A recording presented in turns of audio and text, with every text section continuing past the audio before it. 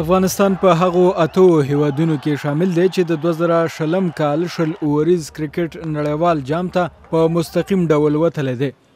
و نورې لوبډلې پاکستان، هند، انګلند، استرالیا، جنوبي افریقا، نیوزیلند او ویسټ انډیز دي.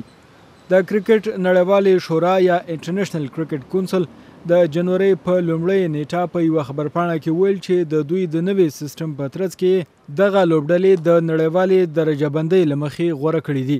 پاکستان په دې درجه بندۍ کې لومړی او افغانستان په 8م نمبر دی. د دې شورا د معلوماتو تر مخه په استرالیا کې کیدونکي د 2020 کال په شل اوریز کرکټ نړیوال کپ کې به ټول 12 لوبډلې وي. پاتې 4 لوبډلې به د غوروي له هغه ټورنمنټ راوځي چې 8 ملکونه پکې برخه اخلي. دلته به بنگلاديش، سریلانکا، آیرلند، زیمبابوے، سکاټلند، نیدرلند، متحده عرب امارات او عمان مقابله کوي. افغانستان یو نیم کال مخکې د کرکټ نړیوالې شورا بشپړ غړی شو. دوی په لنډ وخت کې د ډیر پرمختګ په کولو سره د ټیسټ لوبو کولو اجازه هم واخیسته او خپل لومړی ټیسټ هند سره وکړ چې وی بیل